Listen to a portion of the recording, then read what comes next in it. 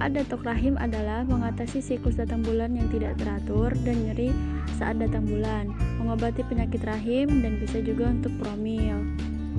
Bahan-bahannya adalah 1 sendok teh ketumbar, 7 kapulaga, 1 cengkeh, 2 cm kayu manis, 1 ruas jahe geprek, 1 sendok makan madu, 200 ml air. Langsung aja cara membuatnya. Rebus jahe dan air selama 2 menit. Masukkan dalam gelas ketumbar, kapulaga, kayu manis, dan cengkeh. Lalu masukkan air jahenya. Diamkan sampai hangat, lalu masukkan madu. Ramuan detok ini siap diminum. Bagi kalian yang punya keluhan datang bulan tidak teratur dan nyeri pada saat datang bulan, bisa langsung coba ramuan herbal ini ya. Ini aman banget karena tidak mengandung bahan kimia dan yang berbahaya. Nah, ini adalah resep dari Dr. Zaidul Akbar.